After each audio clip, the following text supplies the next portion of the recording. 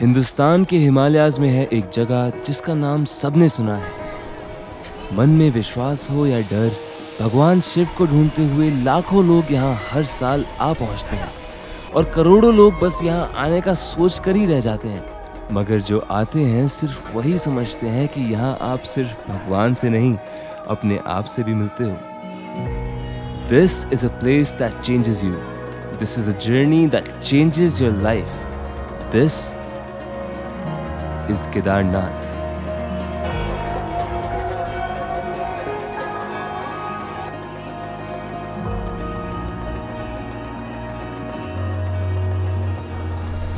तो guys good morning. उठ गए हम लोग, अभी 5 बजने वाले हैं, 4:45 हो रहा है। जो पीछे आपको आवाज़ आ रही है ये है सामने मंदाकिनी नदी, जो अंधेरे में अभी दिखाई नहीं देगी। ये हमारे जस्ट नीचे ट्रैक का स्टार्टिंग पॉइंट ये केदारनाथ का। जैकेट मैंने पहन ली है। अभी तो यहाँ पे टेम्परेचर नॉर्मल है, 25 डिग्री अराउंड होगा, बट जैसे जैसे हम लोग ट्रैक शुरू करेंगे हर 1 किलोमीटर में 1 डिग्री अराउंड कम होगा। हर बार मैं ट्रैक जल्दी करने की कोशिश करता हूँ जितना जल्दी हो सके, बट ये ट्रैक उस टाइप का है नहीं। तो आराम से अपना टाइम लेके रास्ते को एंजॉय करके महादेव को याद करके जितना आराम से कर सके उतना आराम से करेंगे। इस चैलेंजिंग पार्ट इज, एक तो हम इतना लंबा ट्रैक पहली बार कर रहे हैं, और दूसरी चीज ये बैग्स भारी हैं सारे।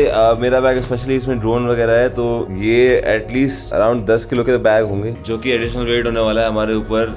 तो गौरीकुंड से निकलकर सफर की शुरुआत होती है सुबह करीब 5:30 बजे। करीब 800 मीटर चलने के बाद आपको बोर्ड पर दिखता है Kedarnath 15.5 kilometre. And as you start the track you realise कि जिस रास्ते पर तुम चल रहे हो उस पर महाभारत के समय में पांडव चल रहे थे, वो भी भगवान को ही ढूंढते हुए, अपने कर्मों की माफी मांगने, और तुम भी। और ये सोचकर आपका खुश होना तो बनता है, और उसी के दूसरी तरफ नाराज होना हो तो एक नजर यहाँ देख लो है। कितना कूड़ा करा है लोगों ने यहाँ पे। और सिर्फ एक जगह नहीं, सारे झरनों के साथ लोगों ने कूड़ा बहा रखा है। और एक आदमी को तो मैंने प्राउडली कूड़ा फेंकते हुए लाइव पकड़ लिया। आई गेस इंडिया में हम सबसे खूबसूरत और ग्रीन जगहों को गंदा करने में बहुत अच्छा फील करते हैं। खैर, आगे हमें मिलते हैं। शुरू में आपको आइडिया नहीं होता कि ये घोड़े अब आपके साथ पूरे रास्ते चलने वाले हैं, और साथ में इनका मल भी आपको पूरे रास्ते मिलेगा। ये घोड़े एक बार में 150 किलो वजन कैरी कर लेते हैं, लेकिन बुरा तब लगता है जब घोड़े वाले इनको मारते हुए या जबरदस्ती खींच कर लेके जाते हैं। भाई चलते चलते वो लोग ऐसे खींच रहे हैं उनको कि घोड़ों के पैर भी फिसल रहे हैं। Not good. लेकिन आपका ध्यान बहुत जल्दी उनसे हट जाता है, क्योंकि शुरुआत के 3 किलोमीटर में आपको हर मोड़ पर इतने झरने मिलेंगे मानो इनकी सजावट के द्वारा ही आपका इस दिव्य जगह में स्वागत किया जा रहा हो।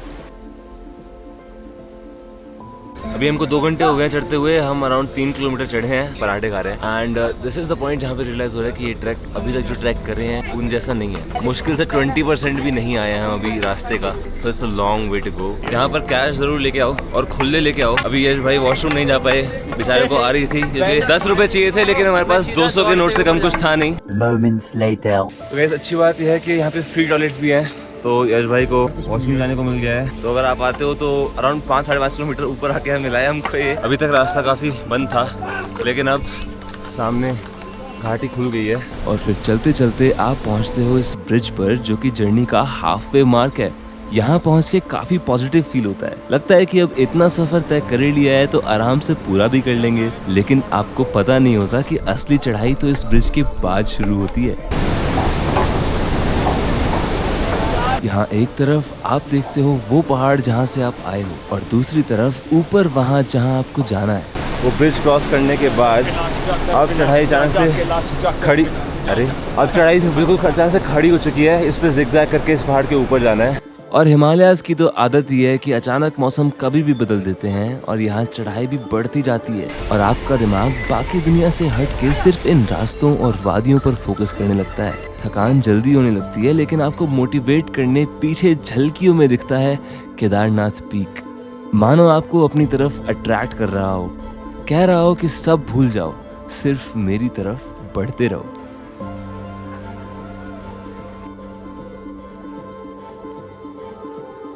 ज़्यादा थकान हो तो बस एक बार मन में या फिर जोर से नाम ले लेना, हर हर महादेव। और आप देखो क्या एनर्जी आपको फील होती है भाई। और आपकी थकान से बड़ी प्रॉब्लम है यहाँ के घोड़े और खच्चर, जो कई बार पूरा रास्ता कवर करके चल रहे होते हैं। पूरा रास्ता घिरा हुआ है खच्चरों ने, बचे तो बचे कहाँ से। आपको बार बार इनकी वजह से रुकना और मूव करना पड़ता है और कई लोगों को चोट लगने का भी खतरा रहता है। मैं भी 1 सेकंड के लिए रुका और एक खच्चर ने अपना टीम का कोना मेरे सर पे देके मारा है, बहुत तेज लगी भाई।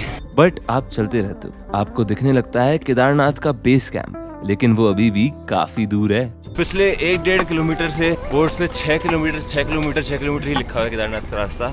10 किलोमीटर हम आ चुके हैं और 10:30 बज चुके हैं। लेकिन आप रुकते नहीं हो, क्योंकि आपको दिखते हैं आपके साथ चलते हुए हजारों लोग, बच्चे, बूढ़े, जो सब स्ट्रगल कर रहे हैं, लेकिन सिर्फ हिम्मत और उम्मीद के साथ एक एक कदम रख रहे हैं। और उन्हें चलते देखकर आप भी आंखें बंद करके चलते रहते हो।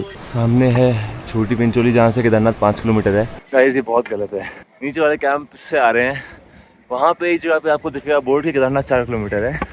फिर आप चलते रहोगे 4 जगहों पे 4 किलोमीटर के बोर्ड दिखेंगे, और यहाँ पे 3 जगहों पे अभी 2.5 किलोमीटर के बोर्ड दिख चुके हैं। चढ़ते हम जा रहे हैं लगातार बिना रुके, बट पहुँच भी नहीं रहे हैं। वैसे आई थिंक हम लोग आ गए हैं बेस कैंप पे।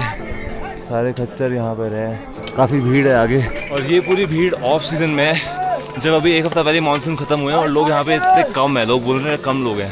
लोकल्स बता रहे हैं कि भाई मई जून में इतना जाम रहता है, पूरा रास्ते भर 16 किलोमीटर के रास्ते में जाम ही जाम रहता है। केदारनाथ 3 किलोमीटर दूर था जब हम रुके थे। मैं और अमन भाई तब से रुके नहीं है। यश भाई और ऋषि भाई बहुत पीछे है। यश भाई बोल रहे थे कि उनको हाई एल्टीट्यूड से थोड़ा सांस में दिक्कत हो रही है। गाइस मंदिर पहुंचने वाले हैं हम। कमाल की बात है कि सोनप्रयाग पे कल शाम को तो हमारे रजिस्ट्रेशन चेक नहीं हुए, बट यहाँ पे दर्शन काउंटर, यहाँ पे रजिस्ट्रेशन चेक कराने पड़ेंगे आपको, ज़रूरी है। और फिर कुछ सीढ़ियाँ चढ़कर आपको दिखता है वो दृश्य जहाँ आपकी सारी थकान प्योर इमोशंस में बदल जाती है। यू रियलाइज कि you've completed the impossible journey।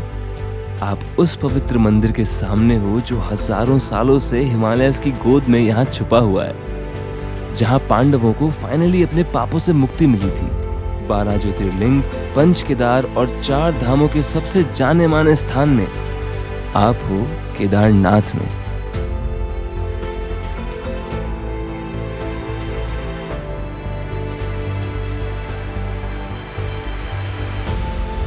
मंदिर के अंदर दर्शन हो या मंदिर परिसर में खड़े होना या अपने होटल के रूम में बैठना, यहाँ बिताया हर पल आपको मानो एक नया इंसान बनाता है। Like a newborn who is powerful, pure, washed clean of everything on his mind.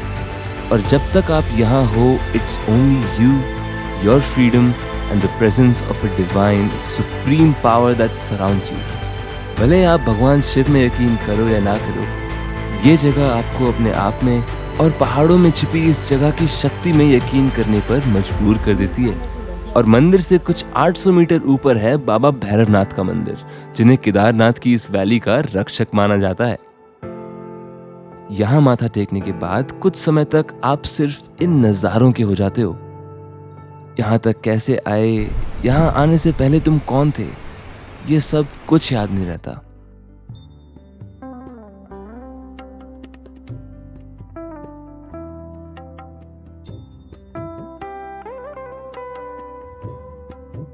Guys, this is what it means to come to Kedarnath. सिर्फ मंदिर नहीं, ये पूरी जगह।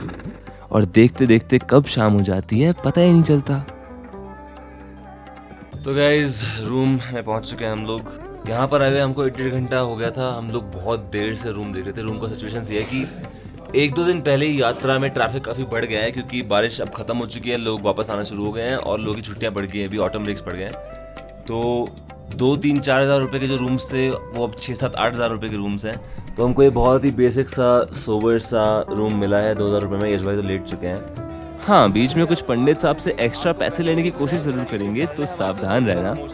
और शाम को चाहे बारिश आए या बर्फ गिरे, सैकड़ों लोग आरती में शामिल होते हैं और सब साथ में कहते हैं हर हर महादेव। तो feel free to enjoy this aarti and I will see you in the next one.